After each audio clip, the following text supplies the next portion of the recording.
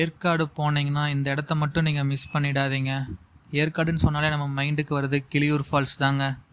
ஏற்காடு ஏரியிலேருந்து செல்லக்கூடிய நீர் சுமார் 300 அடி உயரத்திலிருந்து பல பாறைகளுக்கு நடுவே ஆர்ப்பரித்து விழும் காட்சி தாங்க கிளியூர் ஃபால்ஸு.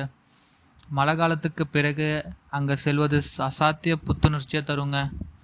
அடுத்ததாக நம்ம பார்க்க போகிறது சேருவராயன் குகை கோயிலுங்க.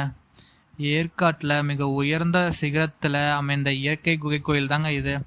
இங்குள்ள சேருவராயன் கடவுளும் காவேரி அம்மனும் மலைவாழ் மக்களின் முதன்மை தெய்வங்களாக இருந்தாங்க. ஆண்டுதோறும் மே மாதத்தில் இங்கு நடைபெறும் பழங்குடியினர் திருவிழா மிகவும் பிரசித்தி பெற்றதுங்க. அடுத்ததாக பார்க்க போகிறது ஏற்காடு பெரிய ஏரிங்க. இது தென்னிந்திய மலைவாழிடங்களிலேயே இயற்கையாக அமைந்த ஒரே ஏரி என்ற பெருமையை பெற்றதுங்க. இதை சுற்றி மரங்களும் நடுவே நீரூற்றும் அமைந்த இந்த ஏரியில் மிதகு படகு மற்றும் துடுப்பு படகு சவாரி செய்வது செம எக்ஸ்பீரியன்ஸாக இருக்குங்க. அடுத்ததாக பக்கோடா பாயிண்ட்டுங்க. அதுக்கு இன்னொரு பேர் இருக்குது. பக்கத்து கிராம மக்கள் அமைத்த கற்களான பிரமிட் போன்ற அமைப்புகளால் இது பிரமிட் பாயிண்ட் என்று மக்களால் அழைக்கப்படுகிறதுங்க.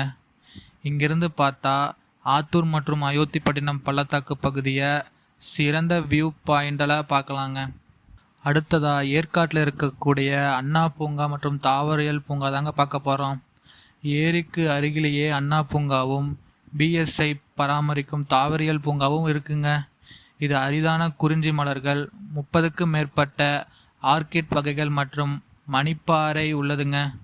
இந்த பாறையை சிறிய கல்லால் தட்டினால் மணி ஓசை கேட்கும் அதிசயம் உண்டுங்க இதுக்கு. அடுத்ததாக 32 கிலோமீட்டர் லூப் ரோடு டிரைவுங்க.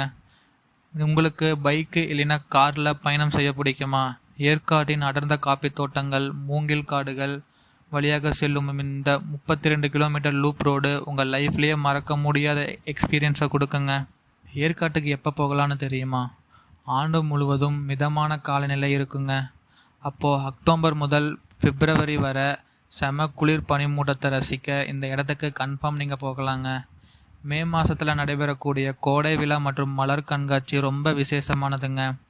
இந்த மாதிரி இன்ட்ரெஸ்டிங்கான வரலாற்று மற்றும் பயண தகவலுக்கு நம்ம சேனலை சப்ஸ்கிரைப் பண்ணிவிட்டு பக்கத்தில் இருக்க பெல் ஐக்கானை தட்டி விட்டு போங்க.